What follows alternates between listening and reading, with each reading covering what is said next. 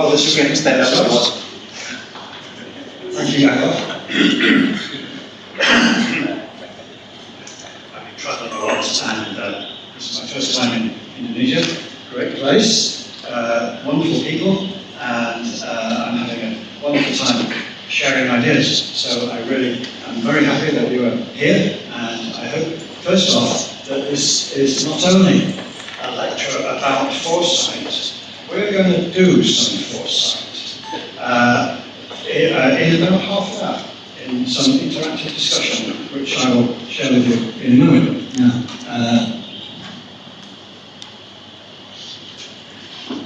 We also have the benefit of modern technology, so we should see some subtitles coming up. Yes, okay. And this is one of the wonderful things about the world in which we now live. So I will first put up my clients. Here they are in southern India, some young kids doing the circular economy.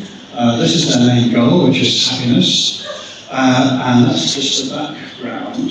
You'll notice all around the screen there are different links.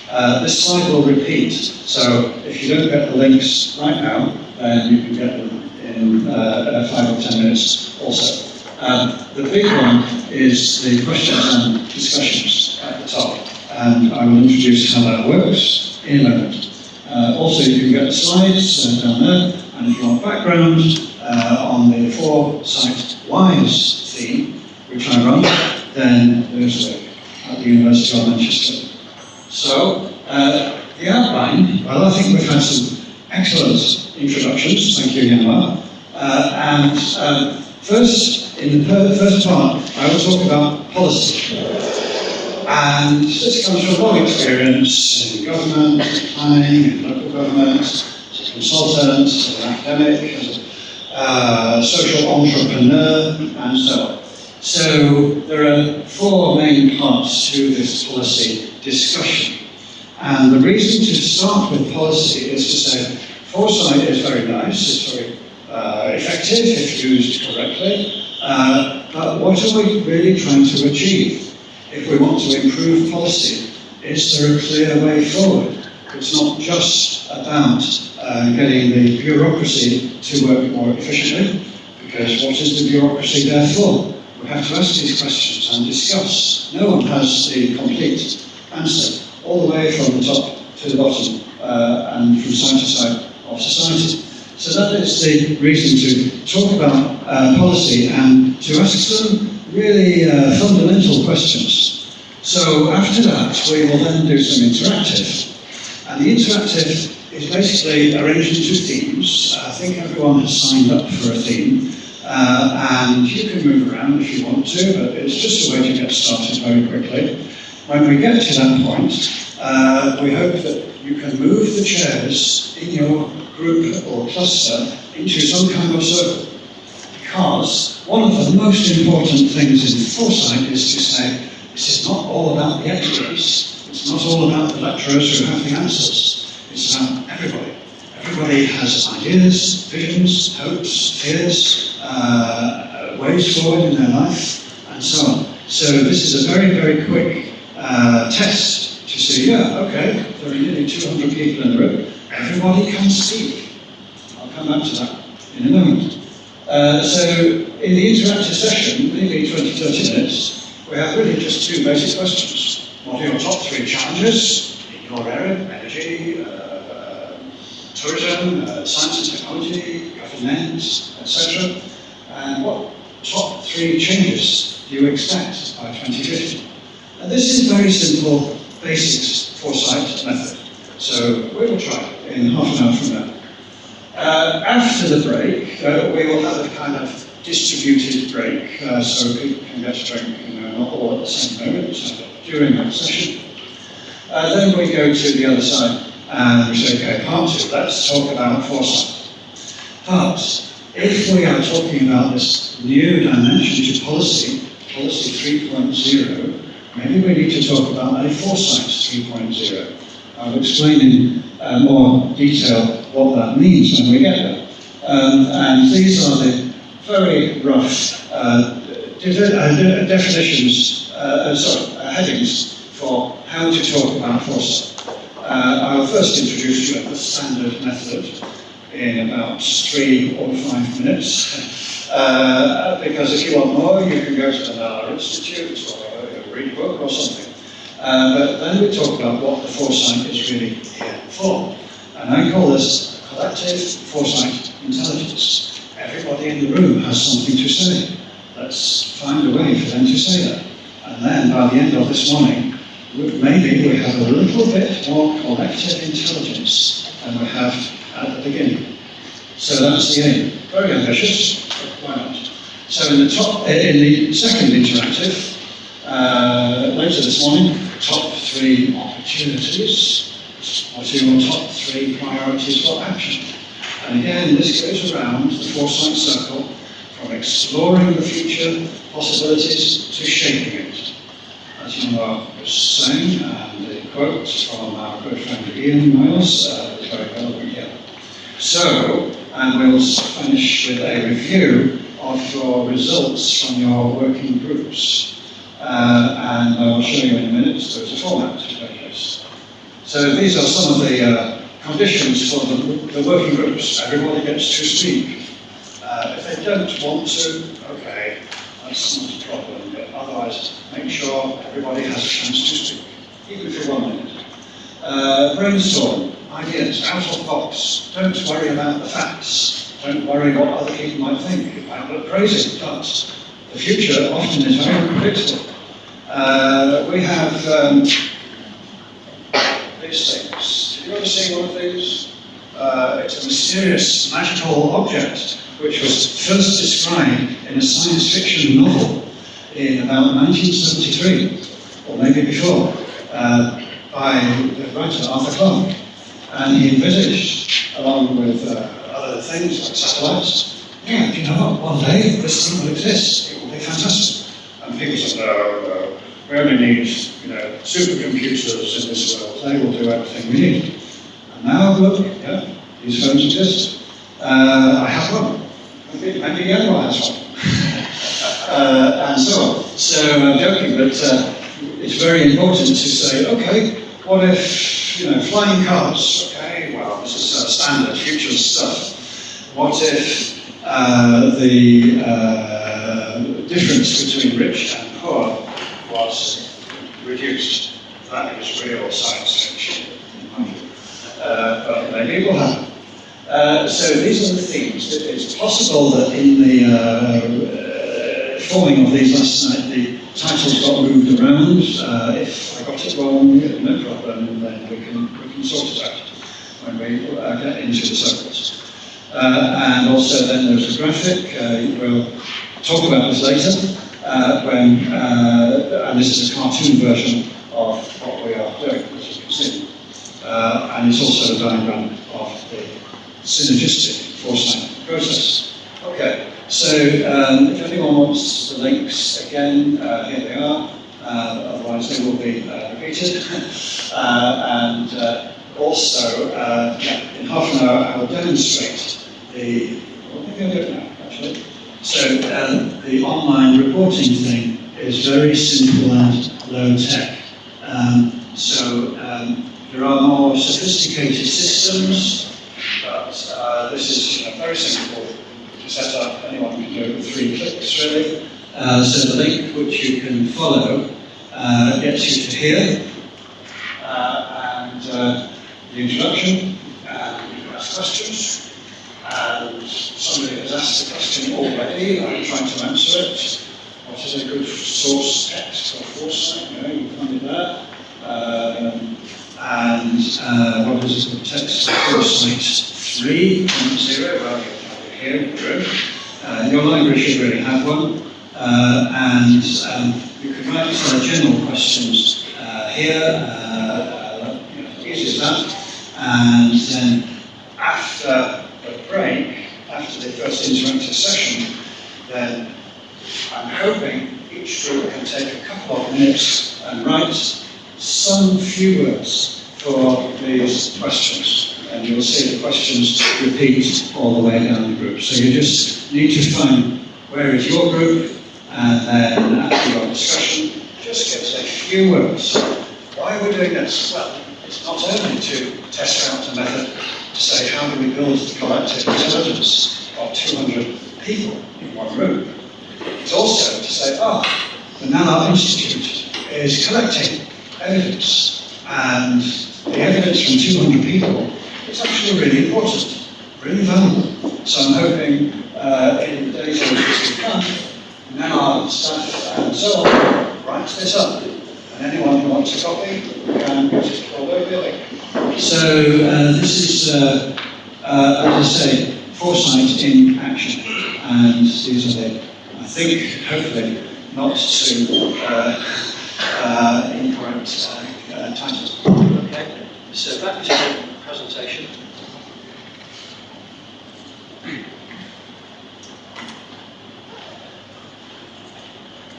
If anyone has any questions, I'm very happy if you raise your hand and ask a question. Much better that way. One of the first principles of Foresight is you say what you think. If we can't do that, then why are we here? Or if you have a question, you ask. So that's the interactive groups. And also, I had a quick look at why are we here. I filled in this myself, and these are some of the comments which came up on the online registration. And so that shows roughly, more or less, why are people here, and what are their hopes and expectations, etc. Oh, yeah, sorry, this is the commercial break. So I need some fancy music in the background, some jazz maybe, and we can get the book online. I think your library should have one. Anyway, so here we are, Policy 3.0. And here is the link for the online reporting again. Political landscapes. What is going on? Well, we can say the future is unknown. In politics and policy, the future is not only unknown, it's a site of competition and even conflict. And so we see, we're using here the most basic of all Foresight methods, which lead to the scenario approach, to track the possible alternative futures. So if you live in the EU, then, yes, the government knows best, they want to employ the best experts, they will tell people what they should do, and so on and so on. If you live in the US, or UK actually, then actually the business elite are in charge, and finance, and they will then start political campaigns to take back control, get out of the bureaucracy of the EU. And this was the reason for our Brexit from the EU. In my view, a really bad idea, but it happened. And then on the local level, there are old-style workers in old-style factories, and there are rich people in big house on the hill. And they will create another kind of politics. And the UK at the moment is going towards that corner. But in the meantime, there are also many pressures for local communities to self-organise, to mutual aid, people to help each other, become village-level power to the people, so to say. Some of these are activists, some of these are old people who live there, and so on. So, in summary, this is like a basic map of the future political landscape.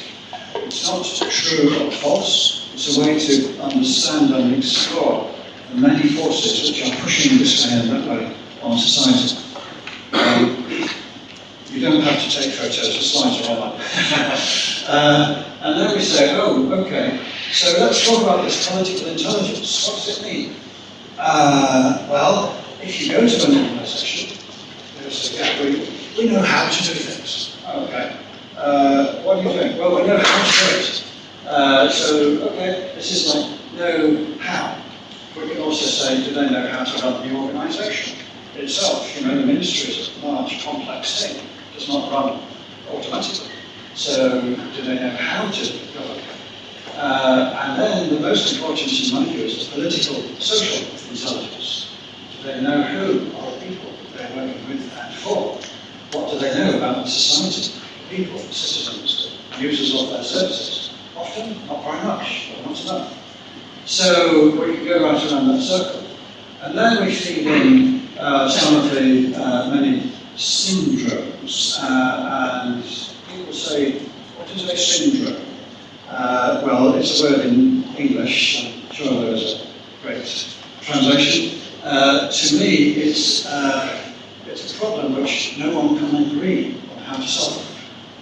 You can call it a challenge, but it might get really big and you have to do something. It might just say that, oh, it's a syndrome, it's really bad, what can we do? Because if we try, then it will make something else worse, and so on. So that is, again, a very rough political landscape. Coming from the UK, but I travel around the world and I think it's pretty similar in many parts of the world. Why do we talk about this? Well, because this then helps us to understand the context. Why are we doing Foresight? Well, because it might help to address one or more of these syndromes or great challenges. So, anyway, that's then also to say, if we had to talk about the structure of society, this is one of the long series, which I'll show another time. But if we are using the idea of collective intelligence, where everybody can learn and exchange information and create ideas together and do them together, that's more or less how it works. And we say, okay, what is the structure of our society? And we find that, yeah, there's a political circle, there's a social circle of stakeholders, there's an economic circle of stakeholders. Each one of these have extreme concentrations of power or wealth or social status. And the elites are very well connected. They move between the financial and the political world with great ease. But in the meantime, there is a job of running the country.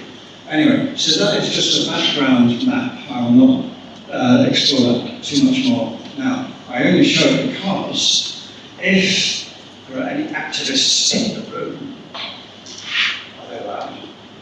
Yeah, well, they're allowed, okay. I know that they will bring this, someone they will show this. We'll keep a very close eye on it. Yeah, I was, hundreds of years ago, I was an activist in London, so I'm both sides of the fence. Anyway, so the activists might say, oh, okay, yeah, actually, we want to change this. We want to change the structures of power and inequality and destruction of the environment. How are we going to do that? Well, do we have a map? Most activists, do it from their heads and their hearts, not with the map. I come along and say, yeah, let's draw a map. And then we start a very interesting discussion. So this is one of the maps that we would use. So, well, that's all very general and big. Let's talk about the local for one moment. And what does policy 3.0 mean at the local? Well, first of all, we know that there's a big gap between the national and local. And this is, you'll see the cartoon on the right top here. In the UK, this is reality. The national government, local cities, no, they're a headache. What shall we do? They're arguing there. What can we do? They want too much money. Not again. And so on. So we then sort of track this right through the system from top to bottom. And the result is, bad local decisions. People are not included. Big decisions are made with big impacts on the environment, etc. And then is there an alternative? So yeah, maybe there is. And you will see also this slide is a general pattern. We put on one side negatives and problems, on the other side we've got possible ways forward. This is part of the synergistic approach. So I'm not just talking in detail, but we can say, the government at a national level says, cities and regions, this is what makes the nation great. And the people at the local level say, we can organise, we can diversify, we can build infrastructure which is respecting of the environment, and so on. So I'll come back to how that might work. If also we look at the neighbourhood, or the very local level of money, actually, so hundreds of years ago, I was young, and I lived in one of these houses with the digging machine was about to take it down. So we were evicted and so on, and they were going to build an office park. Half the offices would be empty, and that for them, they could make more money with empty offices than with full ones. If the offices were full of workers, the value was fixed. If the office is empty in a rising market, it goes up and up. Very good for their shares. So this was the logic. Financial logic was destroying the city of London, where I live. And it goes all the way around. Just it's hierarchical. It builds things which are not really friendly for people because they're for making money, and so on and so on. The activists are not allowed in the room, clearly, and so on. So is there an alternative? Yes. And we have done this experiments on this for many, many years. I myself have done experiments on this, and some of those experiments then lead directly to the synergistic approach, which is now very active today. So we can say, if we're doing local planning, let's get the local people into the room. Wow, that's radical. And the experts can talk if we answer the question, but they are not experts in control. And this is called planning for real, and participation, and so on and so on. And then the result is usually much more friendly. Human scale, trees, birds, water, nice places, not only for the excellent picture if you like, and then with a picture or a cartoon, then you go to a map of the system. I'll come back to systems quickly in a minute, but we can say, okay, here's one version of that map. And actually, this mapping method started about 1989, when that experience in London was taking place. And we can see more or less, the map of the stakeholders shows a distribution of power. The people with the land, with the money, with the connections, the elite, doors will open, everybody else is kind of on the edge, out of the loop. So if we want to change that, we have to start with a new kind of pattern of the people around the table. Now, I show all the people around the table, not easy in practice. The billionaires are very busy people. How are they going to find 2 hours to go to meet the community and the street sellers and so on? But, we have to say, okay, we will try. If not in one meeting, then in more meetings, and so on. So then we can look for patterns of synergy all around the table. And there's a red one, a green one, and a blue one. And then when we have those, each one of those possible synergy loops turns into a pathway. And each pathway is looking at a gap and then providing some way forward, a pathway. It's not the answer, it's not a policy or a program, that comes afterwards, but it is a way forward in which some of the people can agree on many things most of the time. That's as good as it gets. You will never, in my experience, find a place where everybody agrees on everything all the time. Not possible. Society is too complex. So this is it's a way forward, it's a practical way. And as I say, this did not come out of textbooks. This came out of my own experience and that of many friends and colleagues over the years. Let's apply this to the big question of public services. And again, we say, what is bureaucracy for? We're running a health service. In the UK, yes, we kind of set up one of the first health services in the world. Very good. But people say, do you know what? It's an illness service. It only treats you when you get ill, and then the doctors are very busy, as you can see on the left. You might have headache, backache, anxiety, depression. I'm not looking at Margaret at that moment. But I'm sure people in the room have headaches, everybody does.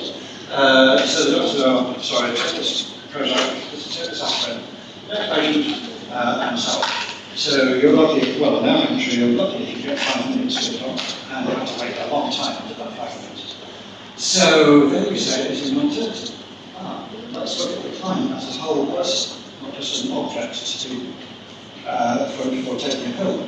And let's talk about the circles of support and empowerment in that person's life.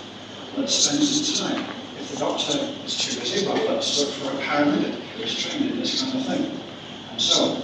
This does not solve all of the medical problems, but it solves particularly the syndromes of Western society, which are listed here: headache, anxiety, depression, stress, and a few other things. Half the people in the NHS could easily be fixed if we found a way to do what we were talking about on the right-hand side. The other half of the people, yeah, they have physical problems. Maybe they have cancer. Okay, we give them the best we can. So then again we get to the mapping. This time we look at what we call the metabolism of the system. And this is where the policy, the bureaucrats, they start to get really interested. Okay, so we have outputs, outcomes, and we have interventions, we have experts, and hospital workers. We have targets. How many cases can you solve by next week? And so on. And if you're running a big organisation, you have to talk about targets. Fine. Okay. But if you are doing that for only to fix the patient's problems, not to look at the causes of those problems, then it can work as a technical exercise, but it will not work very much for the whole person. So again, then we say, okay, we look at the whole person, and these are some of the steps which we would want to take in doing that. Also, we have a brief futures thinking in this to get us from one side to the other. And society is changing very fast. Even in the UK, which is really boring, nothing ever happens in the UK compared to Indonesia. But we have a socio-cultural transition in how people live their lives, how they make their living. We have a technical medical transition. We understand more and more about biology and how medicine might work. We also have something of an urban and ecology transition. Suddenly people realise, do you know what? If there are trees where people live and work, people feel better. It's good for them. So let's plant more trees, have more beautiful streets and places for people to meet, and less pollution and so on. All of these things are in transition. So again, this is kind of part of the mix, part of the synergistic method for policy development. And then finally we have a similar diagram to the previous. We look at the stakeholders for the illness service, and then we look at the synergies for the health service or the well-being service, and then we identify the pathway 1, 2, 3, or 4, or 5. So this is more or less a demonstration, very quick, how the synergistic approach can work, not only to help the bureaucracy be more efficient, but for better outcomes for everyone. So finally on this section, the collective governance intelligence. Well, many people say, well, do we need government? I mean, we have smart systems, we have taxes, we have bookings for everything, all online. The platform decides how the city works. Maybe we don't need government. And this is what people argue. So here's 2 examples. One is taxis. In the old time, before digital, you want a taxi, you have to stand by the side of the road for half an hour. Not very efficient. Now we have Uber and equivalents and systems, platforms all around the world, and the taxis are very, very efficient. I use it myself, it's great. But the workers are not treated well, the community in poor areas is without it bus service because they closed down, and the profit is taken, and your data is taken, who knows where, and so on and so on. So then we say, is there a better way to do this? Maybe government would integrate public services with the platform services of transport. There are 1 or 2 experiments, one in Singapore, Australia, and one in Helsinki, one in San Francisco, where this kind of approach is taking off. And hopefully we'll see it all over the world sometime soon. That's just one very quick example of how government can work together with the new digital smart services and platforms. And the same goes for Airbnb and these things. Anyway, so the general idea starts to become clear. Then we say, oh, okay, let's take a local area. This is one of our recent projects in a local area, a poor area of Manchester. And do you know what? It's not in a good condition. The children here on the left, they somehow have to get to school, but it's across a busy main road. It's really dangerous. The lorries are not happy to stop, as you can see. Let's see, yes, the community is divided. Even if the planners want to talk to the people and say, what do you want, and where do you want this road crossing, who do they talk to? The community is not in good shape. The system is not joined up. We don't have the local data. If we do some maps and reports, only the experts can understand them. Technical information on air pollution. If they have a meeting, it's a power game, because the experts, they have all the answers, and you can't do that, and so on. If we do produce some options, so it doesn't really work, and then the experts say, well, you need a road crossing here, I think that will be £500,000 GDP, and it will take 10 years or maybe 15 years to get that money through the system, so nothing doing really, and so on. So the result is local government is not good. It's not performing its duty to the citizens. It's sitting there and it's experts at the tower, and even if they try, it's very, very difficult. So we tried in this small, medium project with European partners to find ways to bridge this gap. And this is really, for me, the government starts at the very local level. So in this one, we devised some air quality measuring, we used a lot of maps, we measured different cities, we set up a platform for people's good ideas on a digital platform, as you can see, and some of the good ideas we turned into temporary interventions in the street, as you can see. This is a busy traffic junction, very dangerous to cross. They've got permission to close for 1 weekend, 2 days.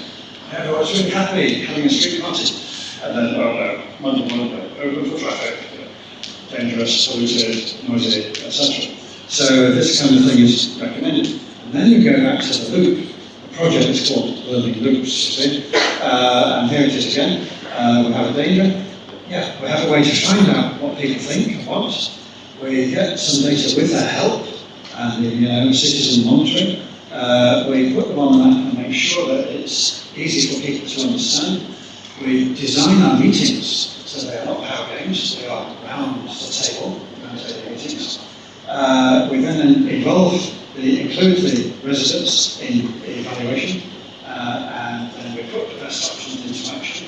And guess what? Some of the best options cost no money. This one is a street, it's called a walking bus.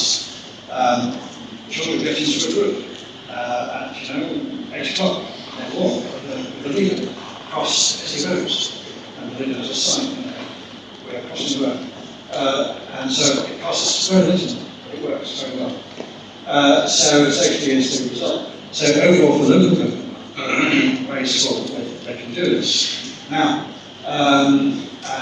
finally on this one, we talked about different types of loops, and I think this is also very important for policy making, policy design. To say, okay, there's a functional loop where you fix the road problem. There's maybe a community loop where you look for ways to include the community, empower, build capacity, etc. And there's a policy loop which says, okay, that seems to work well, or maybe not. Let's learn from that and build that into a policy learning system.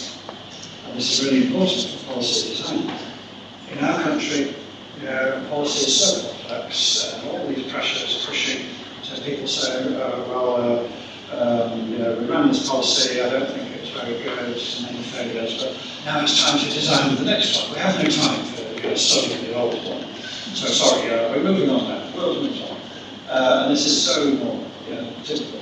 So we have to build in a policy learning system. Now, finally, remind you of the timing. Yes, sorry, I'm just reaching in. This is the very controversial slide. My next stop on my trip is to China, so I'm You should only use this slide. anyway, so I'll not talk too much about this, but we get the general idea, and then we say, okay, these are different social and political models, the social political economy, as we saw in the mapping at the beginning. And if there's a multi-level system, the areas are still in charge, but everybody is nice, and there are incentives to participate, and so on. Is there an alternative? Well, this is one way to visualize the alternative. And again, it's a long story for another day now. Well, finally, the structure of government. We have to keep this in mind and say, okay, in this one on our left, government is hierarchy, top down.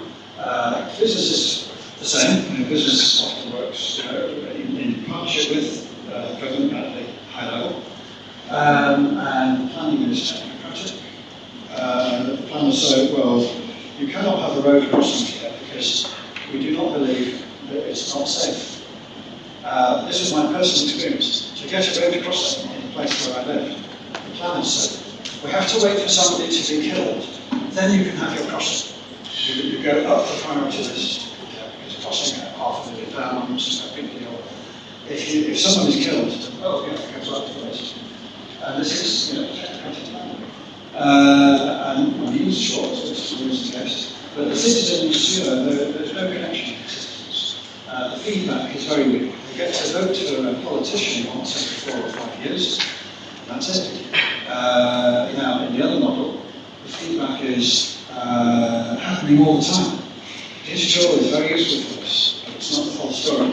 So we can say, yeah, the governance is responsible and interconnected between the stakeholders, planning is participative, the result of building and urban planning will be multi-use at human scale, and the social organisation is connected. We build actively the connectivity of the social organisation. Now, many rural areas, we don't need to do that. It's already in the villages. Everybody knows each other. When we get to the cities, often the cities are full of strangers. So we have to take a special effort to do that. Anyway, so interactive one.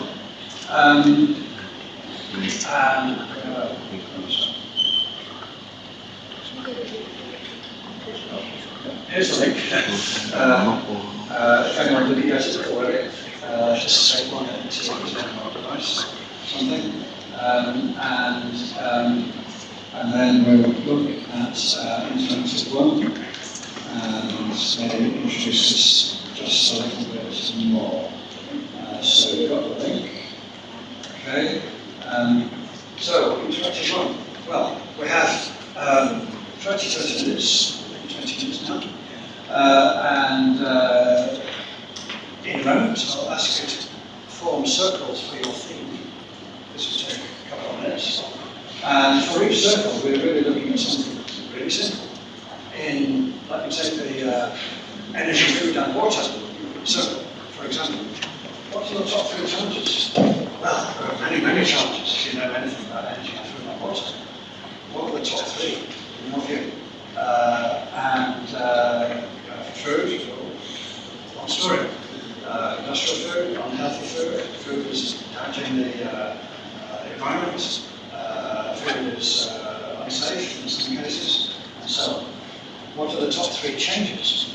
Will we be eating insects, or snakes, or maybe we have factories producing artificial meat, or maybe not. So your ideas are really useful here. And I said because most people in the room are quite young. The young people are really important for Foresight. If you rely on the experts, okay, they've been around, but they see the world in some cases. Young people, you are on the frontier, you see it directly, one-to-one.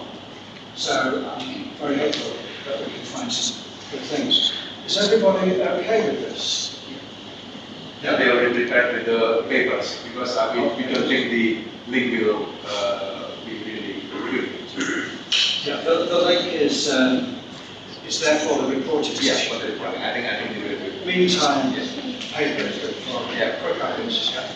Silakan Mas sama Joko membantu. So first, just to say, this is my example. Example. In 1 hour, 45 minutes from now, hoping that each group can provide a few words, very few, that's all in on the online reporting, and then we can put these together, what they are in one of those, and then each group in 45 minutes, approximately, one person made it to and present their results, and everybody can see online on the screen.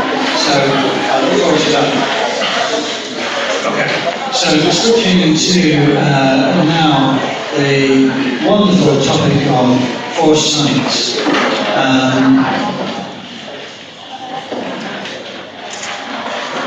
Sorry to just ada beberapa posisi di sini saya untuk ulang.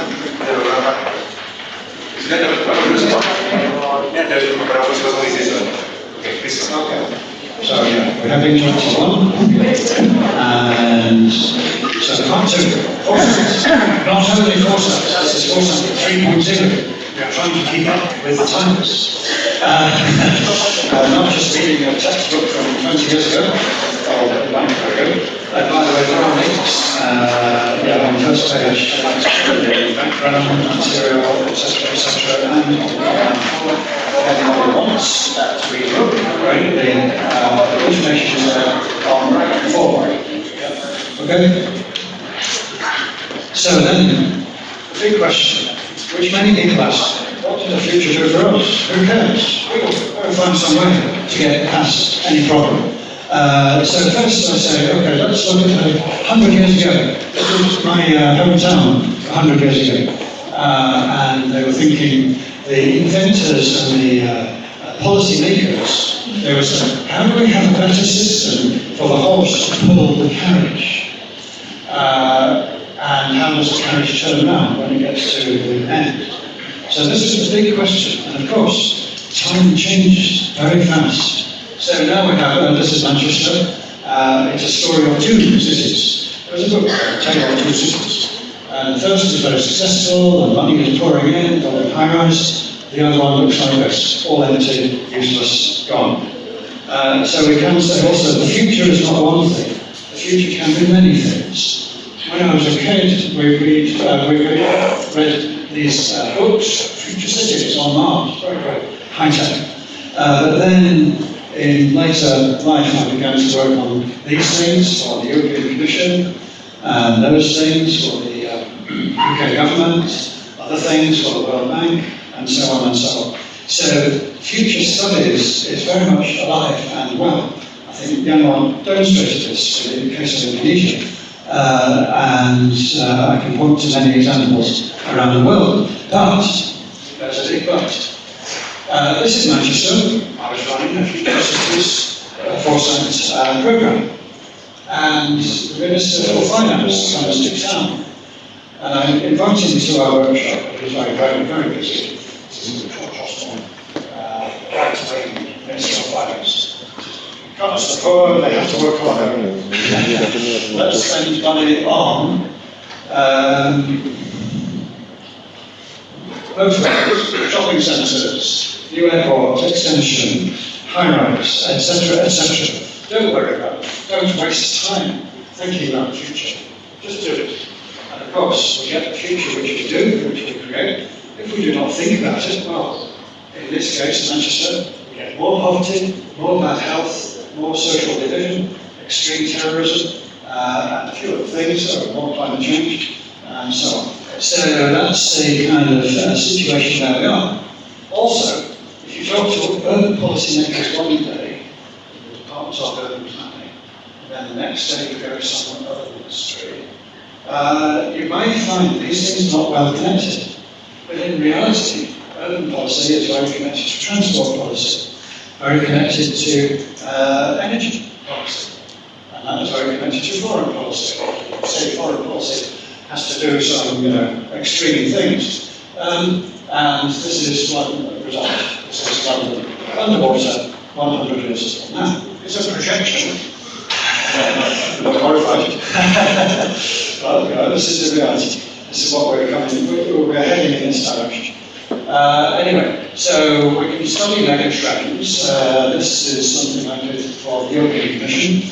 Not only the cartoons, I did the process also with standing consulting, my consulting arm. And these are 4 out of 12 main megatrends, and they also have other variations.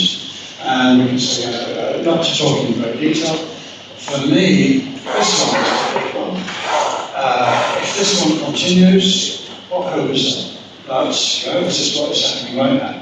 And urban areas then also become the focus of these different pressures and challenges. So you can look it up, it's in the book, chapter 3, nice graphic of all the mega trends, and that's the list. Now, it's not to say that the experts are right, and these are all, there. It's more to say these are ways of thinking about very difficult challenges and changes. This is also then the number one picture for me, quite old actually, and the policy is pushing for the saying, oh, we can still achieve 1.5 degrees if we really try, everybody works together, but the reality is people are not working together.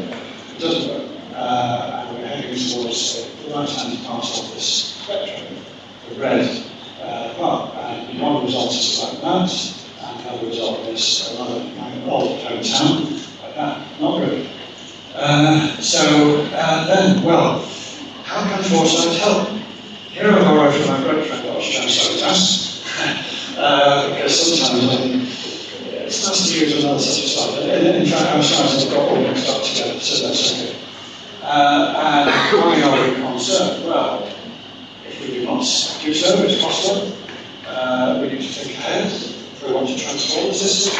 And there are some other answers to that question. And looking at the one at the bottom, formulating policies and strategies. Okay, what kind of policies, what kind of strategy? Does everybody agree? What policy do we need? Probably not. Do the powerful elites decide and tell everybody in society, or is there some other way to include everybody in society? So this was the session 1 this morning, which we said, okay, policy, yeah, let's talk about what kind of society are we trying to create. Can policy, as we know it, help the poor residents of this poor area cross the road to get to school? At the moment, oh no, it's very difficult. So then we have to redesign policy. We have to rethink, why are we here? What are we trying to achieve? And the Foresight process, again, goes in that direction. Now, the problem is not always successful. In my experience, for example, I worked on the UK National Foresight on land use. Very good report, cost several £1 million, expert time, took about 2 years. The report is full of information, but nowhere in that report can you find the #1 fact about land in the UK, which is 1% of the population are the landowners for 80% of the land. It was not in the report. Why not? Because it was political, and people higher up in the office of government, political and security, and so on. So there's a big danger in Foresight. We do not bring everybody with us. There is something that happens, that's political and risky, so you take it out. So, in fact, the whole exercise of Foresight was not a complete waste of time, but it really failed in its goal and objective. Okay. So, what is the difference between forecasting and Foresight? I look at the weather forecast every day. Well, that's literally my slide. Shall I take an umbrella? Well, I don't like umbrellas, but anyway, if we're doing Foresight, well, it's not only about rain. It's about, all kinds of things which can come into the picture. It's not a simple thing, it's complex. It's not a the expert thing, it's a participation thing, and so on and so on. So this is a kind of checklist. It doesn't tell you how to do it. Then we say, oh, so what happened? Where did this come from? Well, civilization began sometime. The act of foresight is as old as human civilization. People had other methods. In the Roman times, they would kill a bird and get the inside of the bird out and read it. That was a method of foretelling the future, or cards, or dice, or many ways. So these were the things in recent years which have been, which then help to focus the techniques of foresight into practical application. Oil shocks, the financial crash, the changing nature of society, and so on. For a long time there was a focus on science and technology and innovation. But now the focus is very broad. You can study religion, psychology, culture, and so on. And also some people say we're getting more and more one class. That I do not agree with. I think we always have one class. Anyway. So then we say, okay, if we look at the drivers of change, we're very interested to see your drivers of change as to reduce so far, and then in the next session. And this is one kind of graphic where we say, let's talk about water, food, energy, water, and climate. Well, these things are really, really connected. You cannot just talk about food without also water, energy, food, and climate. So we start to use mapping of the system in this way. And when I say map, this is not a map of the city, it's a map of a set of ideas. How many people in the room know anything about systems thinking, systems methods? Raise your hand. Siapa yang tahu system thinking? Okay. I think we need another lecture. Yeah. Another lecture on systems thinking. And even more, how many people know about complexity? There's a science of complexity. Complexity. We need 2 more lectures. 2 more lectures. And then of course our goals, and if we look at each one of these, remember, it's not a simple goal, we just say, oh, here we are, it's a system, often a big bad system, many people pushing this way and that way. And you'll always find in each one of these, I think no one knows these by heart even, you'll find, there's a power struggle, there's a competition to shape the future. Take health, for example. Should we have basic health for all, or should people who have the money pay for private health? Every country has to say, and that is okay, well, I don't know which way it works. What are we trying to achieve? Health for all. Anyway, so we can go around that table many, many times. And then, this is one of my very old concepts, we talk about, here is an energy system. And here are some of the many, many connections between energy, urban activity, carbon, climate change, etc., etc. And again, this is not the end of the story, this is not the answer, it's the beginning of some better questions. So with that, we can then start to say, who are the actors, so-called stakeholders? Each one of the things on this picture will have a set of some of these actors, suppliers, consumers, engineers, people who teach engineers, and so on and so on. So there are many methods and tools. We don't have time right now to talk about each one.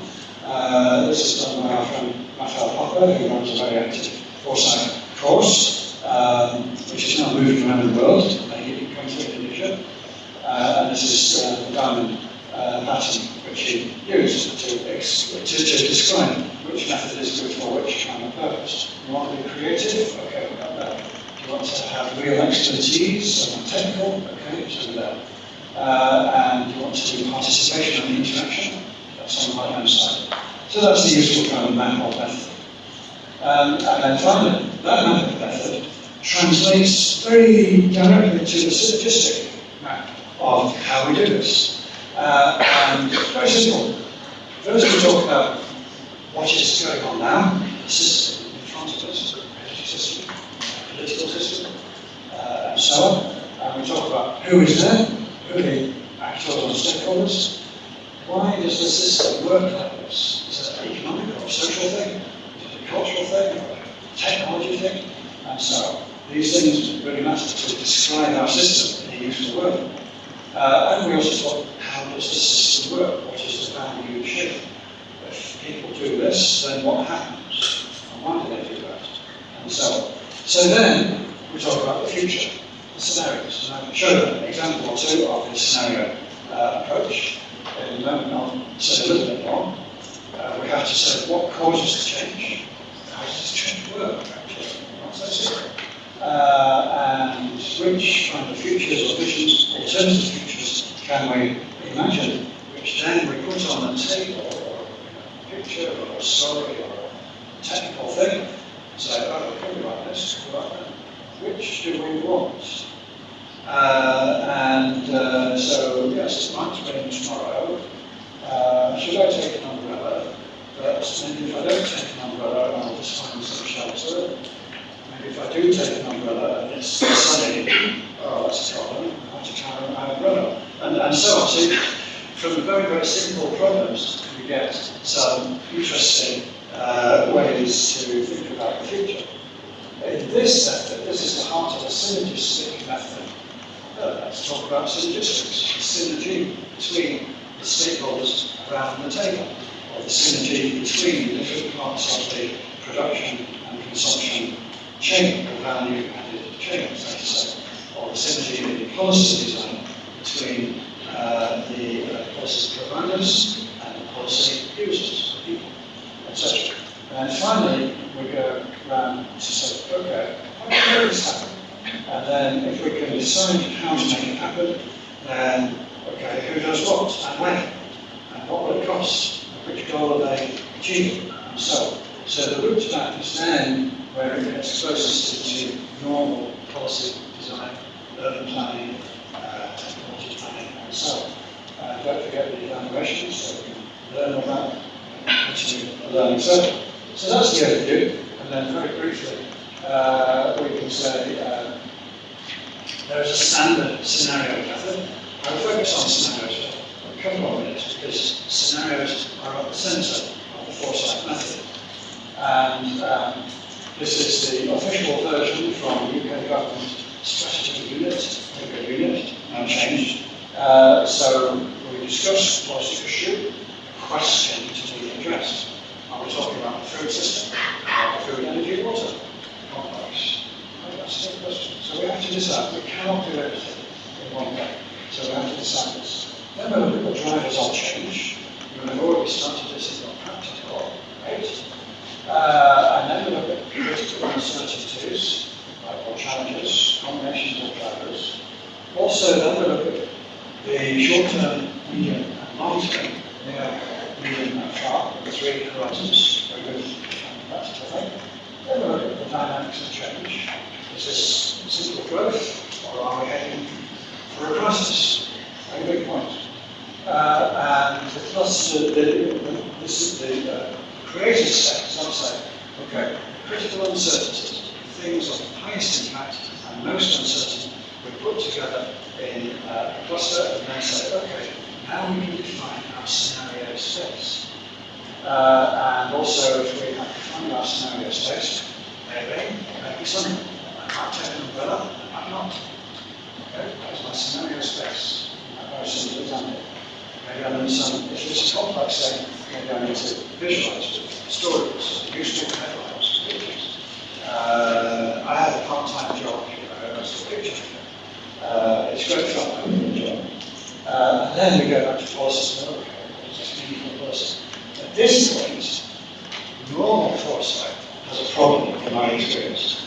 Because, oh, yeah, Mr. President, here's the report.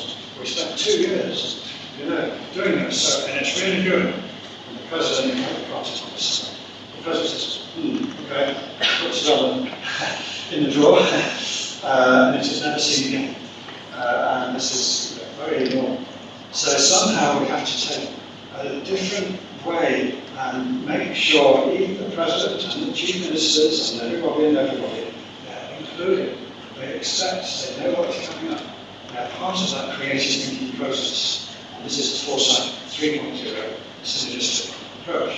To do that, not easy. Some person said, if you want to make progress, you have to make friends with your enemies. This was said by Sheila Patel, who set up the Slum Dwellers International, a wonderful NGO, just last week. And yes, that puts the finger on it. So again, well, in this case, the food sector, different alternative futures. You see the global to local, public to private values. There are many other ways. This is just the one that I use the most. It came from the earlier version of the International Panel on Climate Change. And we find it really simple and useful. So you can go around the circle, okay, yeah, a couple of others, like that. That's interesting. Let's think about it. And then, because of the future of food systems is not just some, abstract technical question. Our lives depend on it. And we also know that people are pushing this way and that way. There's a lot of money in food. So people buy food and then store it for 6 months, because the price is higher, etc. We know also that the famine, when people have no food, they're starving. Famines are man-made. There is always food around, but sometimes poor people do not get it for political reasons. So we have to talk about these alternative futures. And well, just a couple of steps from the official manual on Foresight 3.0. If you follow the links, you'll get here, or get the book in the library. And okay, so we chart the drivers, we identify them on sticky notes, we say which are the highest impact, highest uncertainty, we use those today, cross road to shape like this, and also we then talk about the causal layers. This is a very important technique in Foresight. There's 1,000 tons of wheat or rice or something, yeah, that's on the surface. If we go through down the layers, do you know what? Food is really deep in the psychology and the culture of people. And we have to explore that and understand it, otherwise we're going to miss the point just talking about it in terms of price. And there's a cartoon version of the same thing. Many ways to change can happen. Not only material change, in the way that we see things, not only expected change, but why we cars, etc. So this is step one in the scenario futures technique. Then we use 3 horizons. The first might be 5 years, the second might be 10 years, the third might be 20, or maybe 50 years. If we're working in IT, everything is pretty fast. 1 year is a long time in IT. Or in finance, most activity is very, very short, some is long. It's complex. We can also talk about the way change happens. This comes from ecology thinking, and the forest grows like this, very nice, and then something happens. A fire, a flood, a disease, or humans, whether that was. And again, there are cartoon versions for each of these. And the template which you can use if we have more time, minimum 2 days, basically. We run a big workshop, 2 days, and we can explore in some more detail anything which is of interest to explore. And then finally, we group our scenarios. This one's the same framework. There are many others you can choose, and here's the cartoon version. Okay, so that's scenario. If we do this, part 1, talking about policy 3.0, that looked at the synergy process. How do we map and develop the synergies between the different stakeholders? And then how do we define the pathways? Okay, so I will not say that again. But, so jump straight to the road mapping. And this is the closest to the normal urban planning, economic development, policy, etc. And so we define our goals, our visions, our targets. In the second interactive, in a couple of minutes, we will try to do this. And they said, okay, how do we get there? Who does what? What do we need? How much will it cost? What if something goes wrong? And so on. So there's the cartoon version. As you can see, there's a road with signs. So it's quite long, you know where we're going, more or less. And so that's okay. It takes a long time to install that map sometimes. There are many technical ways to draw that, which for another time. So then, okay, stepping back for 1 minute, we can see, yeah, do you know what? Our problems are really complex, but our policy is usually quite simple. The policy is quite good at fixing things, not so good at transforming things.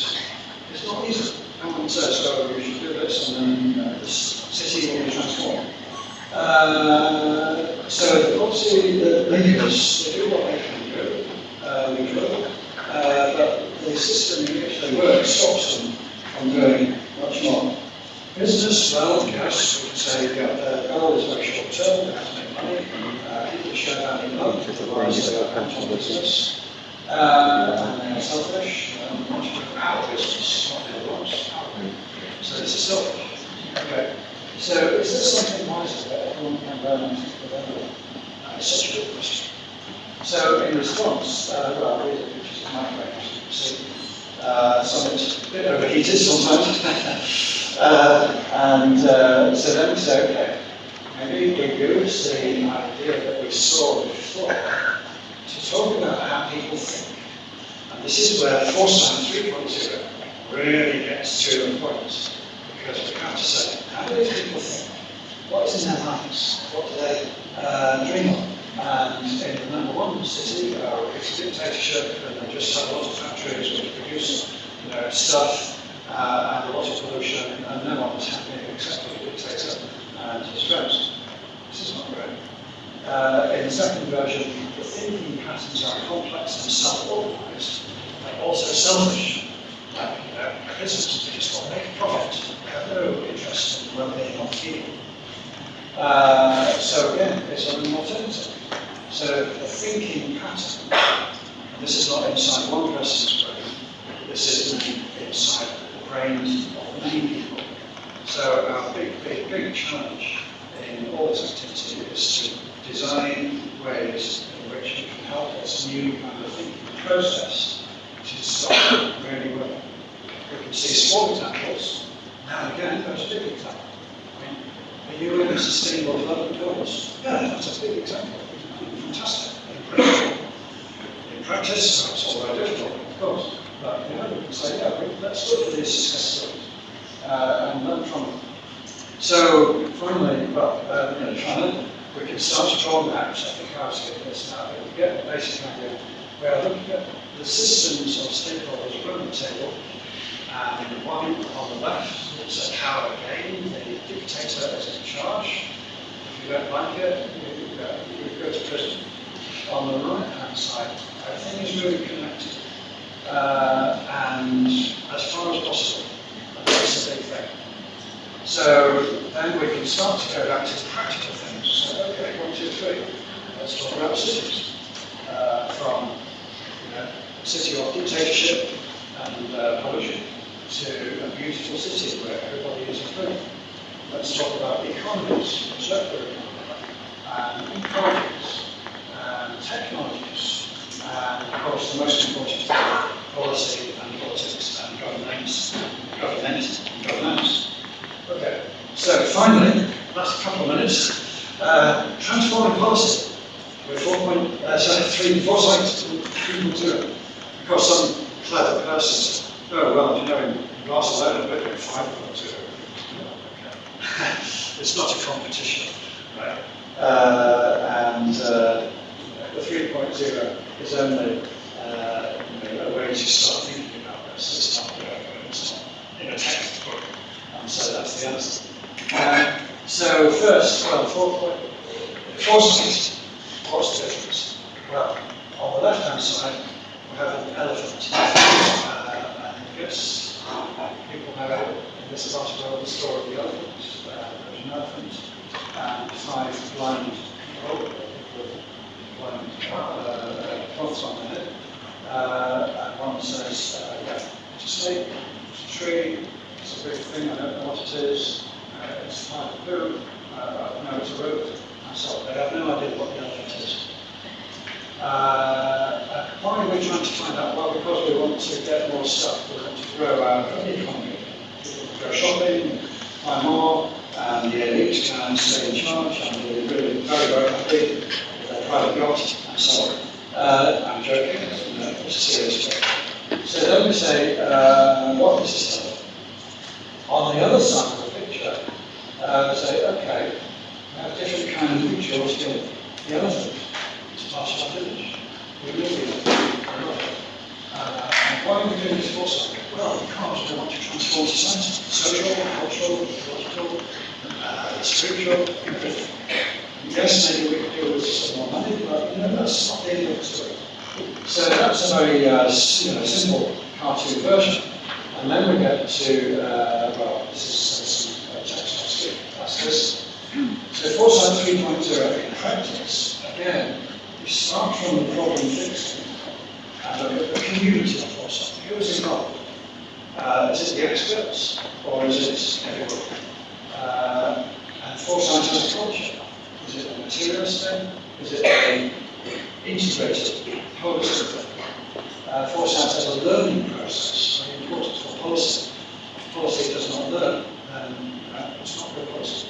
So this is where Foresight has the first big contribution to make. And then of course Foresight is a political thing. The example I mentioned, yeah, that's politics. So if you want to succeed, you have to get wise to the political system. You have to work inside it and outside. You have to make friends with your enemies. It took me a long time.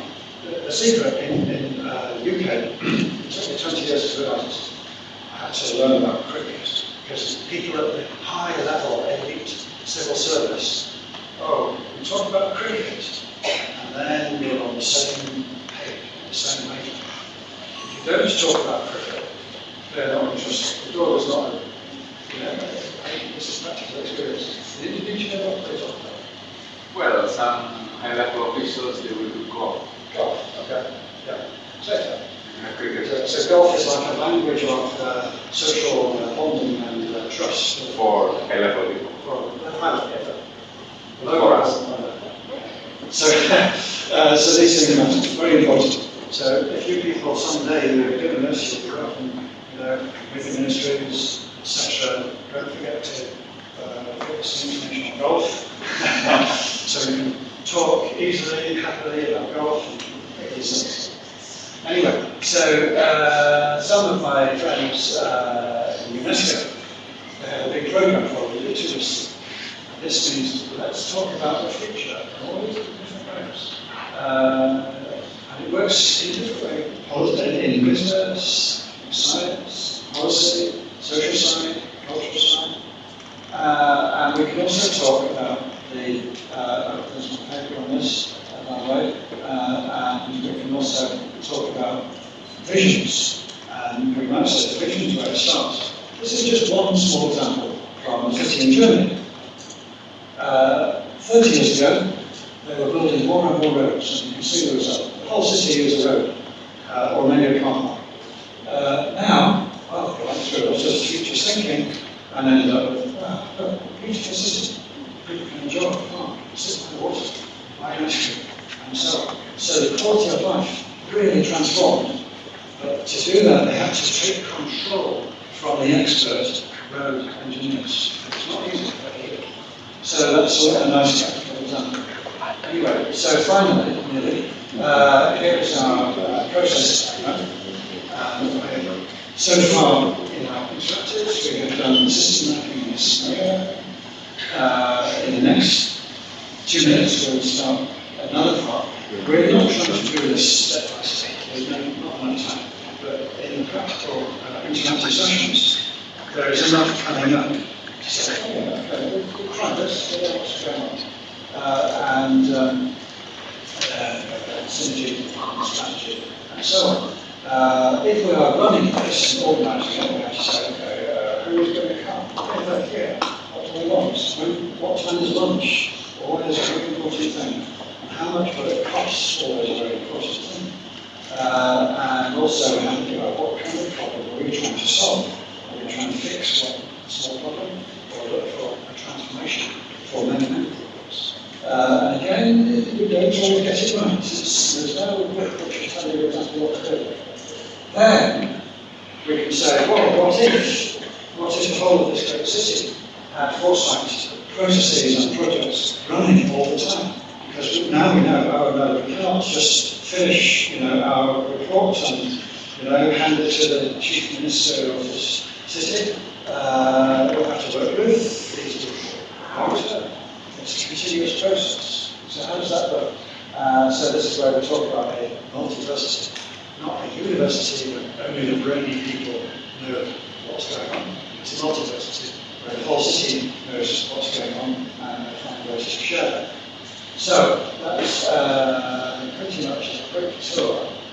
And then we'll have our final interactive for 3 minutes. 20 minutes? Good. And then hopefully you can get your results to the online form. And then we'll have a review session and look at those results. Thank you. Great, thanks. Thank you, Joe. So, kita kembali ke kelompok Anda masing-masing, kelompok yang tadi, dengan menjawab 2 pertanyaan tambahan ini. Setelah itu, setelah 20 menit, Anda yang paparan, Anda yang presentasi. Gak apa-apa, jangan malu. Pakai bahasa Inggris sebisanya. Kalau nggak bisa sekali, ada Mas Media, ada Mas Dimas yang bisa membantu. Tapi saya dorong Anda yang bicara. Oke, balik ke kelompoknya lagi, jawab 2 pertanyaan ini. Any questions? Oh, sorry. Any questions? Ada pertanyaan nggak untuk Joe? Any questions? Need clarification? Okay. No questions? Maybe from the review. Oh, there's one here.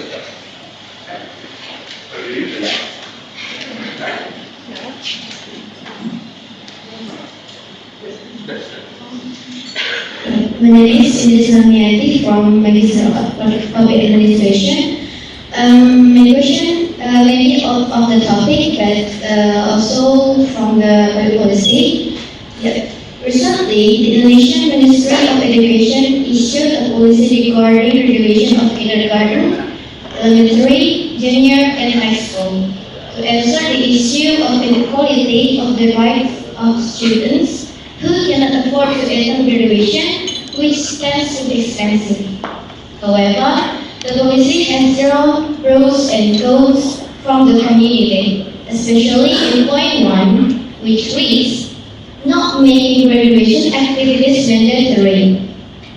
The pros and cons are because this statement is considered ambiguous and less assertive and unresponsive in answering the problem of inequality for underprivileged students. Based on a survey by one platform on Twitter, 91% of 141 people agree if the narrative of this policy was revised and changed to be the graduation of kindergarten, elementary, junior, and high school was eliminated. So, my question is, what are the views of the speakers regarding the policy decision taken by the Ministry of Education? And is the appropriate decisions and what should be the right decision for this problem of the perspective of Foresight? Thank you. Wow. You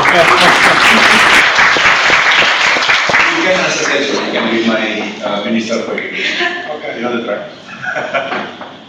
Not to be, of course. Speaking of your minister, I'm a very important VIP, and I have people to look at the details, so thank you for your question. I will have to get my junior assistant to look at the details of this case. Seriously, I cannot answer your question. Really, I don't have all the information and the background. It sounds like a very good question. You could then do a Foresight type research and participation and discussion with your interviewees, etc. Maybe you can do a master's on this topic. And Are you master student or undergraduate student? Master student can be your topic for dissertation. I hope that some of the methods which we talked about this morning can be useful in that research. Thanks, Joe. True, I think the question is too complex to be answered even in half an hour or even more. But I think I agree with Joe. This could be, if you want to explore further in your in again, how do you call it? Thesis presentation. Yeah. Well, what Joe suggests is actually if you want to do some kind of like exercise, because impossible if we look at the policy, then policy is always contested, right? Always right to use, always right. And then we are debating on that. So I think better from Foresight perspective, it is better if you have people sitting together even when they have competing ideas. And try to agree on something that you can by doing that you can shape the vision. So actually Joe's suggestion is quite serious. Is mass media here? Yeah, it's over there. I mean, if you are interested in creating like a study group on Foresight, you can do some real exercise, but in a mini scale, and then try to apply the methods, I think.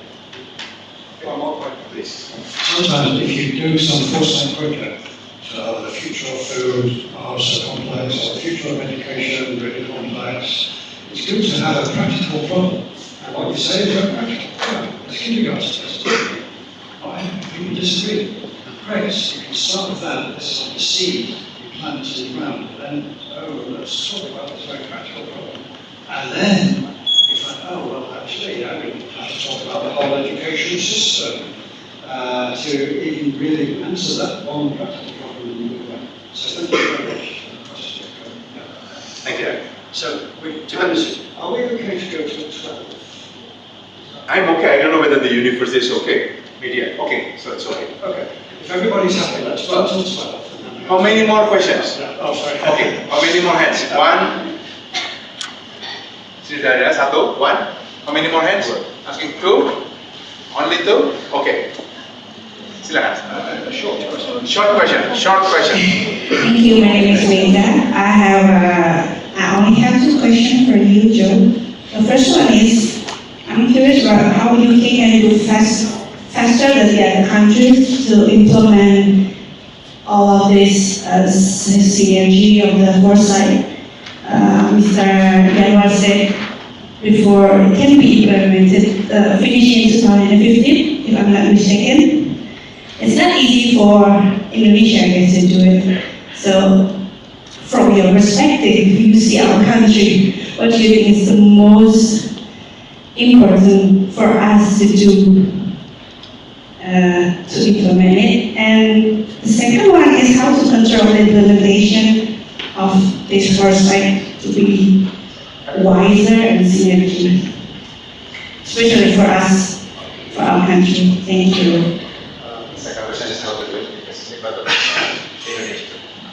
Well, I'm not an expert on Indonesia. I've been there for 6 days, first time. This man is an expert on Indonesia.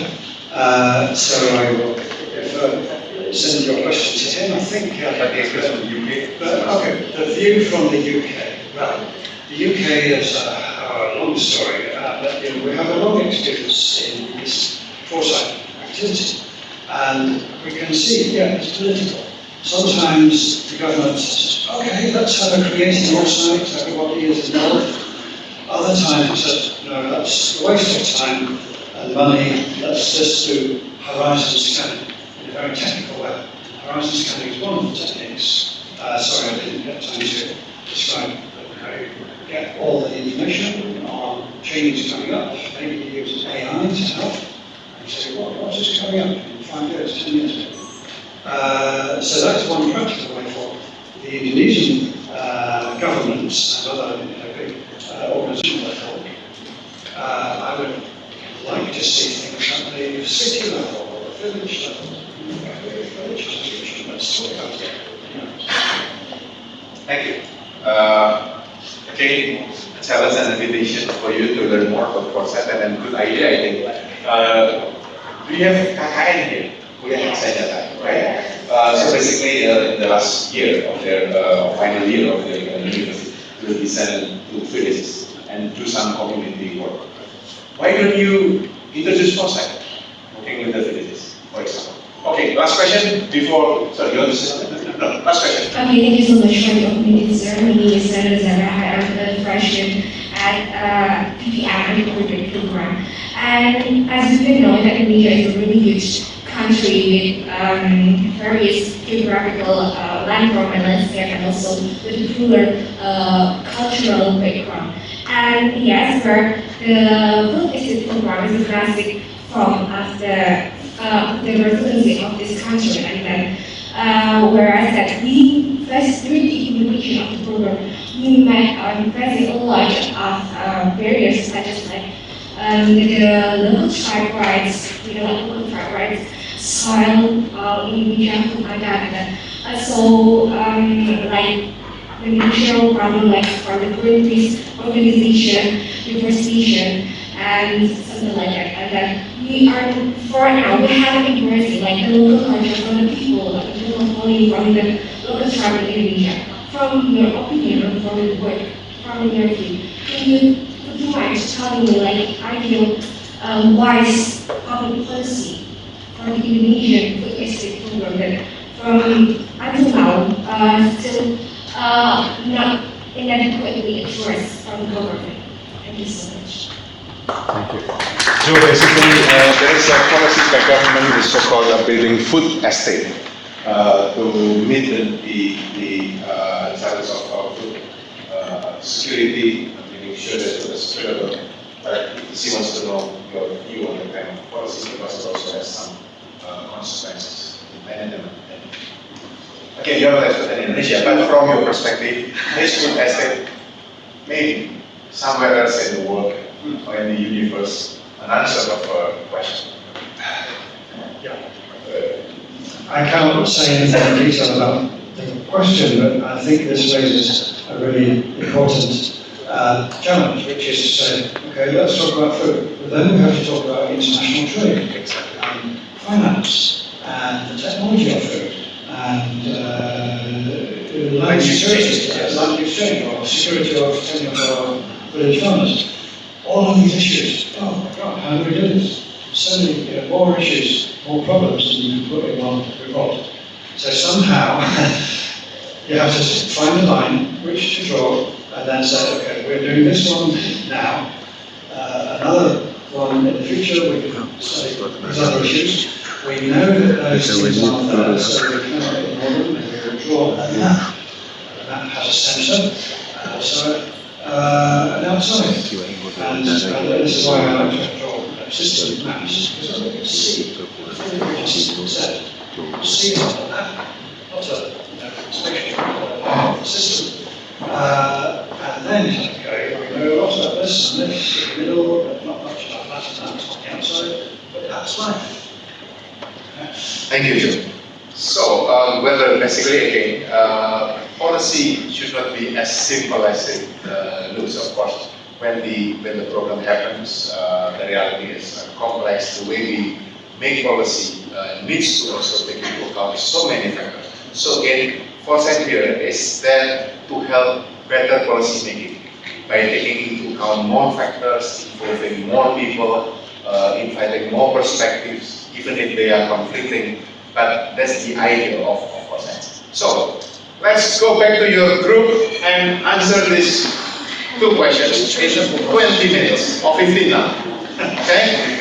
Because as I said, each group will report back here, and then we got the final reflection. Okay? Silakan dibantu. The first problem we decided on was the government's money is not properly allocated to schools in Pacific, and it's not transparent enough, so that was the first problem. And the solution we decided for that was to have an extra institution that could control how the government's money to schools is allocated, and maybe visitations from this institution to make sure that this money is being used correctly and properly, and no nepotism involved. And the second problem that we decided on was inclusiveness of education, because education is not available for all socioeconomic levels in Indonesia, and it's especially in Java, education is more forward here, and maybe in more rural areas, it's not as controlled as in Java here. And the solution we had was for scholarships and also for the rotation of civil workers in this country to be more honest as well in the process, which goes back again to our nepotism here. And I think the time is finished for my group. And this is the discussion that we had for education in Indonesia. Any people from Kaya or no? Right, next group.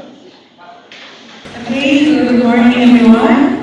So now my group, we're gonna present about health topic here.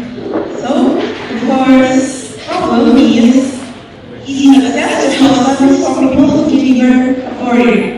And the solution that we have to the problem is make police on BPJS rights and service, because BPJS is not the priority in the Indonesian hospital. And then we have one opportunities for developing hospital in Indonesia, because it's a huge land and needs to improve BPJS program to health sector. And then one of priorities of action is government must increase the fund for hospitality and healthcare. And I think that from our group, thank you.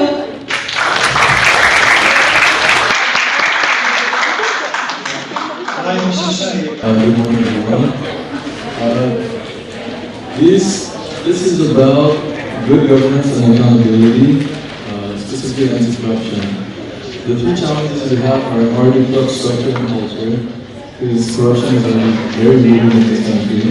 Conflict of interest and nepotism worsened by weak institutions, law enforcement and justice. So when corruption happens, it's the solution to this problem is also the problem, because like if someone who is corrupt gets tried, and the judge can be bought out, and that doesn't solve anything. Next is the capitalist mindset, where it's like we all have to make a profit, and yeah, it's all about that. I'm sure you all know about hustle culture. That's part of the capitalistic mindset too.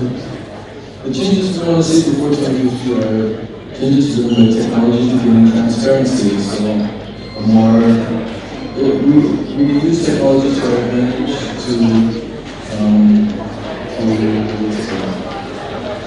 we can use technology to our advantage to have people be more transparent about where their money comes from and stuff like that. No public officials are allowed to have or run businesses.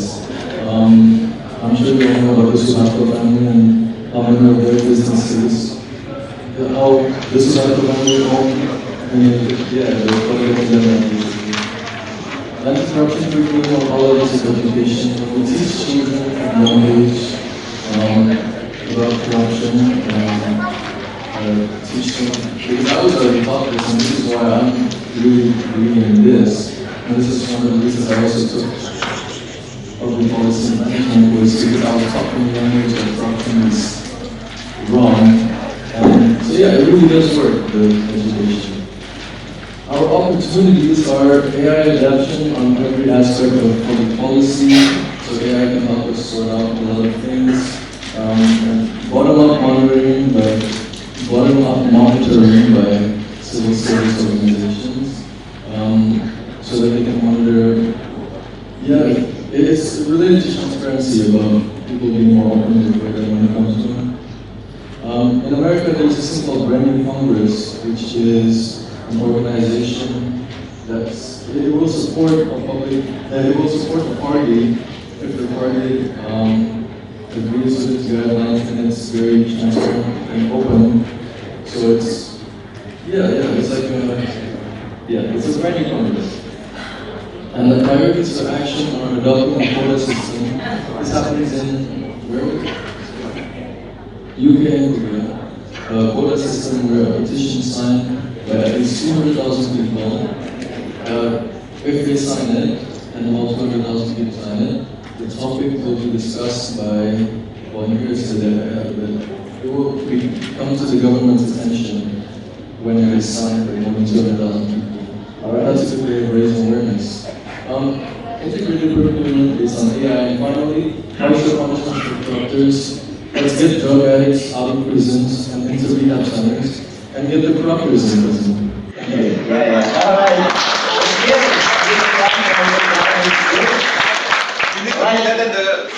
Okay, good morning.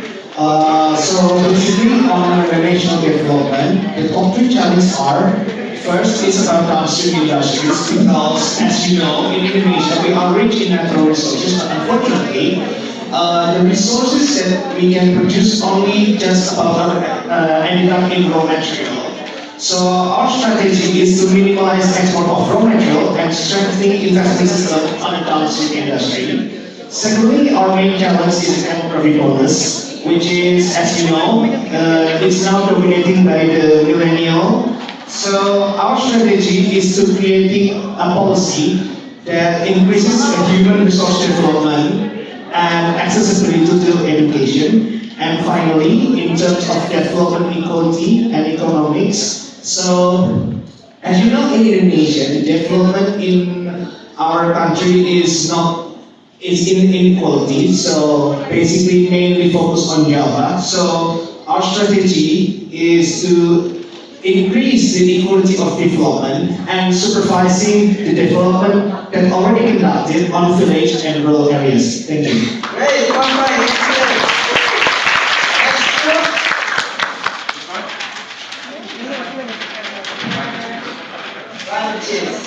Hello, good morning everyone. I'm Ivy, and today's topic we are going to discuss about climate change. Okay, first of all, the main challenges of the climate change is first, society behavior. We can't deny the fact that some people are still naive, ignorant, and lack of initiative. However, there are people who care about climate change as well, but the lack of information and also they have no idea where to start their climate journey. So, which leads to the second point is the government.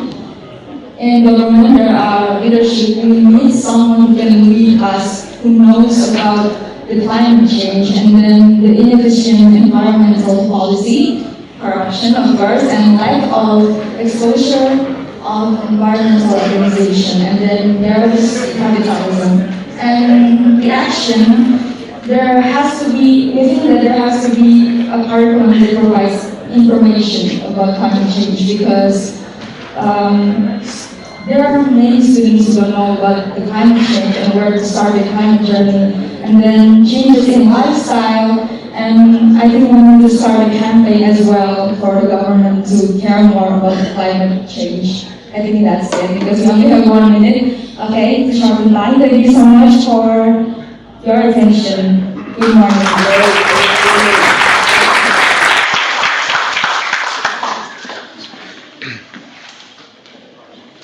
What's your topic, sorry?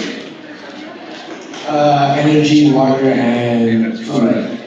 Okay, so my name is Arnold, and I'm going to be discussing about the top 3 challenges for my group. So first is scarcity. We all know that in this world right now, this planet, our resources are paired. It's limited and it's not unlimited. So we have to keep in mind of that. And secondly is climate change. Wait. Secondly is lack of governance. So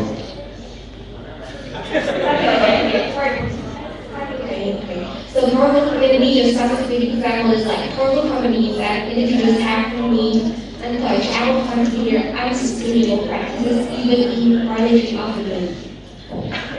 Thank you, Nalar. Third is non-renewable resources. As we know that Indonesia has been using more on fossil fuels, natural gases, and those are non-renewable resources, which causes pollution and promotes climate change. So, in our opinion, our top 2 changes by 2050 is that a transition in everything on energy, water, and food. I'm going to be explaining this further in the opportunities. And second one is dispersed in population, and third one is based on bureaucracy. Bureaucracy, yes. Okay. And then third one, opportunities is in Indonesia, as explained from the other group, we have natural resources, a lot of it, and we don't use it efficiently, which needs to be taken care of. And secondly is there's new ways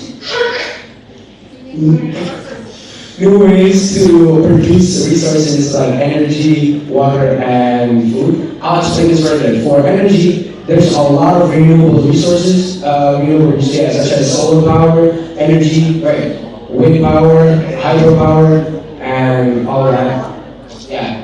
And for water, there's actually machines built to take sewage water and make them into clean water, drinkable water. And for food, my case study is in Philippines. And in the Philippines, people there, they take the food from trashes and then they basically recycle it to make new food, which is, in my opinion, if the people do it, why can't the government can?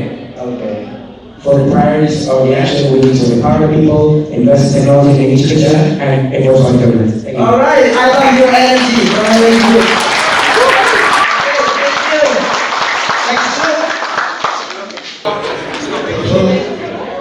Okay. Thank you. Good afternoon, everyone. We are from Group Science, Technology, and Innovation. We are going to stand forward for every point. First, for the challenge about artificial intelligence and technology disruption. And the second, population and demographic growth. The third, moral issues and values. And then environmental impact and climate change. And then for the J's, about human jobs are replaced by machine massively, and then environmental and energy crisis, and food crisis.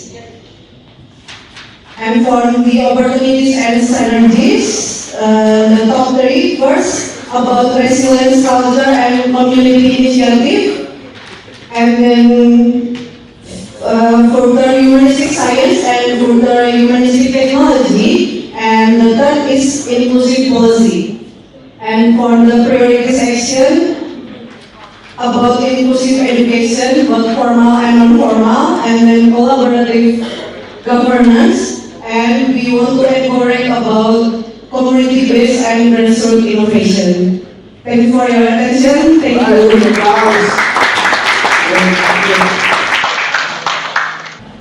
Okay, good morning.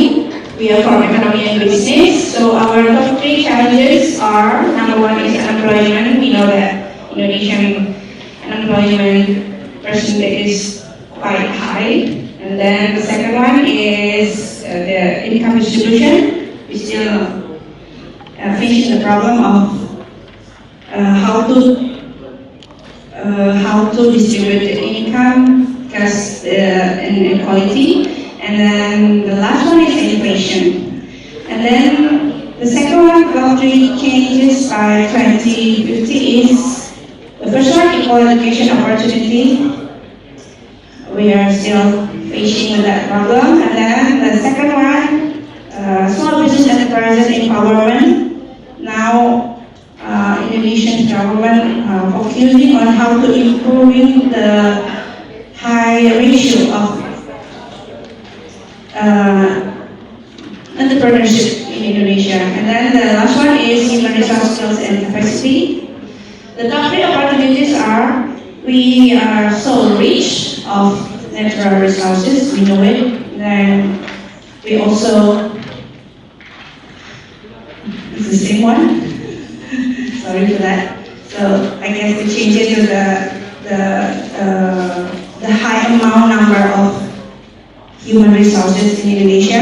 And then the third one is internet and gadget access are more accessible during this time. The last one, top 3 priorities for action are improving the infrastructure.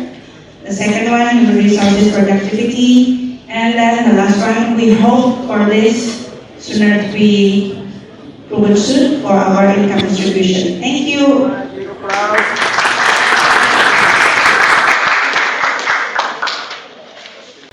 Good morning, everyone. Starting with Joe and everyone. So our topic is about demographic change, and one of the main issues or the main challenges that are happening and to concern is that the economic growth. So as we all know, the demographic changes is currently happening in other countries. Other countries such as Indonesia and Japan and also other countries. But there are also some issues regarding into the demographic changes. First of all, is the economic growth. So in regards to demographic changes, there are also a growth in economies. And by the year of 2050, there will be a numerous amount of availability in world sectors. And also there's the challenges in land availability. More demand, more supply, and also more people, more houses that will be needed. So in regards to the land availability, we will need more urban areas, and the rural areas, or the areas that are sufficient enough to cover all of the plants and all of the natural resources that we have, will be taken away or will be took away by the urban areas. And so the next challenge is that there is a problem in regards to the quality of human resources. So, and the opportunities that we have is that first we were gonna do more technology and AI campaign so that the new children or the new people in those countries were more aware in technology and also AI. But also the opportunities that we next have is the labor market. So there will be a growth, some growth population in some countries, but there are also reducing growth in some countries, just like Japan and other countries. But in terms of the growth population in some countries, there will be a labor market in which investors come into our countries, so there will be more investments in our countries, but also we would like to take the opportunities of nature resources and tourism. So, and then the action priorities that we have is the digitalization of UKM or small and middle enterprises, but also special management in challengingly more urban areas. So there will be no imbalance in between the urban areas and also the areas that will be used for our natural resources. And the last action priority is that we suggest that improving the quality of education. Because Indonesia, for example, has already approximately around 250 million of lives. So we also have to improve the quality of education so that not only in one area is the education is really good, but also in other areas we will also have to enhance it. Thank you. So we are from the discussion group of government and bureaucracy Asia. And the first one is the topic challenge. We are facing corruption, pollution, and nepotism, the slow movement of our bureaucracy system process, and the low quality of human resource in our government. Okay, the top change by 2050 from our group is about the digitalization of transformation, and the second is the reformation of bureaucracy in our government. The third is regulation of education, because education for the staff of bureaucracy is important to make our governments for more better in the future. Next. Now, and we have covered the opportunities. The first is we must to encourage the bureaucratic reformation, and we must to transformation in digital sector.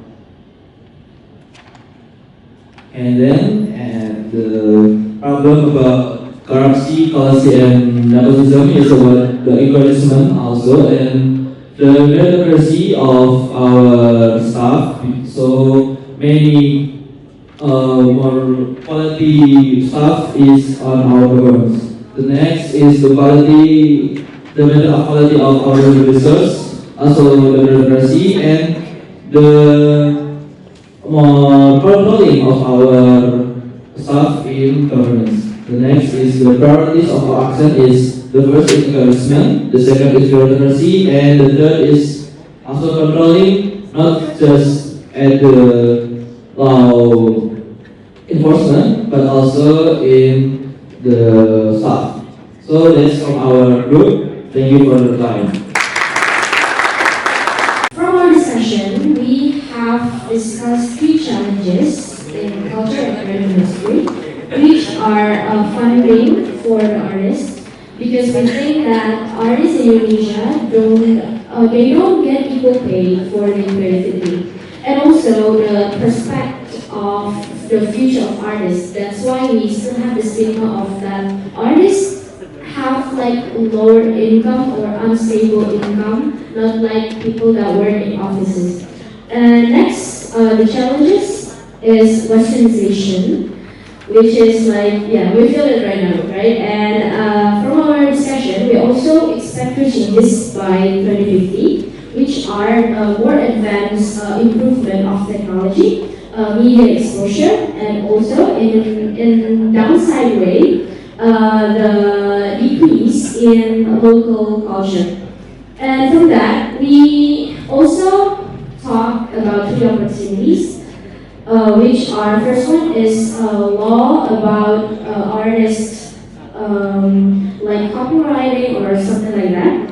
And also, we open to more like preserving our traditional value, because from my opinion, from our opinion, Indonesian culture are mostly heritage by talk, mouth by mouth, not written. That's why we sometimes forgot about our local value. And how about our three priorities for action? First one is, of course, preserving the local value and our identity as Indonesian. And also, we want to stabilize our regulation or our law about artists. And the last one is we have to socialize more about the prospect of artists itself, because now the creative industry is expanding and we are open to new challenges and new changes, and of course new solution for income in creative industry. Thank you very much. Thank you. A very first Foresight test of 177 young people. This is fantastic. Just one or two ideas. We divided into groups because that was practical. But actually, all the groups are interconnected. Culture connects to economy. Economy connects to demographics. Demographics connects to government, etc., etc. So, if we had more time, another day, we will look at those connections, maybe systematically. Maybe we use some more advanced tools. See, this one is very, very simple. It's okay for this purpose. Yeah, I look forward to the future of this whole.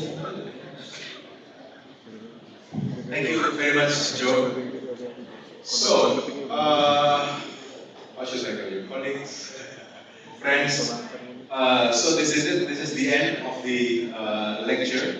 Very much still introduction to Foresight. We invite you, if you want to learn more.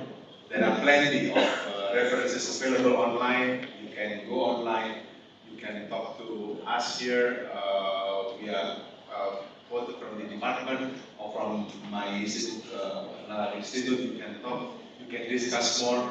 But I think this is very, very interesting and very good. It was just lecture, but like workshop. So join me in thanking Joe. Big applause.